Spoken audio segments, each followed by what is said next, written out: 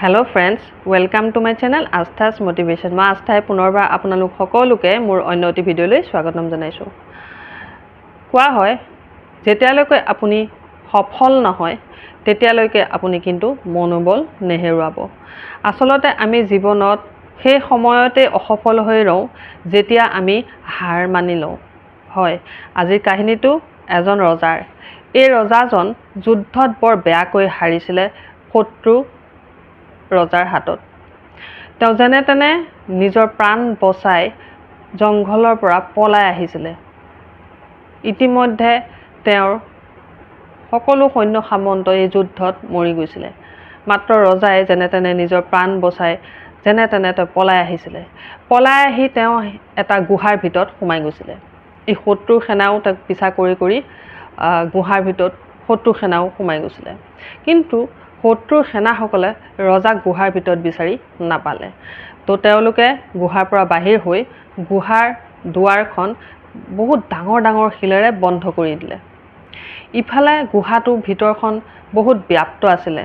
ৰজা বহুত ভিতৰত সোমাই আছিলে। যেতিয়া শত্ৰুৰ সেনা তাৰ পৰা গুচি গৈছিলে, ৰজা লাহেকৈ ওলাই আহিছিলে।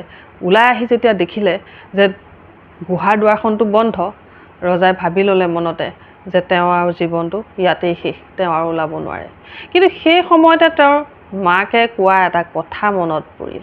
আৰু কথাটো হ'ল যে মাকে কৈছিলে ৰজাক যে তই এনেই নমৰিবি, জীৱনত কিবা এটা কৰি হ'লেও মৰিবি।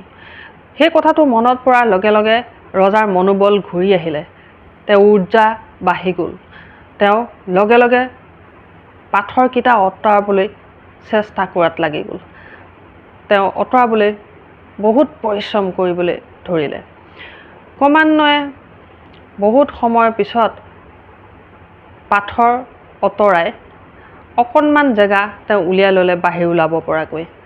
আৰু সেই জেগাইদি তেওঁ গুহাৰ ভিতৰৰ পৰা বাহিৰ হ'ল। বাহিৰ হৈ তেওঁ মিত্ৰ ৰজাৰ লগ হৈ সেই ৰজাৰ সৈতে পুনৰ যুদ্ধ কৰি শত্ৰুৰ সেনাক পৰাস্ত কৰি শত্ৰু ৰজাক পৰাস্ত কৰি নিজৰ ৰাজ্য পুনৰ দখললৈ আনিলে। তো এই কাহিনীটো আমাক এটাই শিকায় যে আচলতে আমি অসফল হৈ তেতিয়াহে ৰওঁ যেতিয়া আমি হাৰ মানি লওঁ। আমি যদি সফল হ'ম বুলি ভাবোঁ তেতিয়াহ'লে আমি মনোবলটো আচলতে দৃঢ় কৰি ৰাখিব লাগিব। আমি কেতিয়াও মনোবল হেৰুৱাব নালাগিব। মনোবলটো যদি আমাৰ দৃঢ় হয়, হাজাৰ বাধা বিঘিনি আহক, আমি চেষ্টা কৰি যাবই লাগিব। আমি চেষ্টা কৰি জয়ী হ'ম। গতিকে বন্ধুসকল, সফলতা মানে হৈছে নিজক সদায় দৃঢ় কৰি ৰাখিব। যি কামতে আপুনি আগ নাবাঢ়ে কিয়, সদায় নিজৰ মনোবল সদায় দৃঢ় কৰি ৰাখিব। আপুনি সফল নোহোৱাৰ কোনো কথাই নাই। আমি অসফল সেইকাৰণেহে হওঁ কাৰণ আমি হাৰ মানি লওঁ আমি নোৱাৰোঁ বুলি। যদি এইটোকে আপুনি উল্টা কৰি দিয়ে যে মই পাৰিম, নিশ্চয় পাৰিম, তেতিয়া আপুনি সফল নিশ্চয় হ'ব। ধন্যবাদ।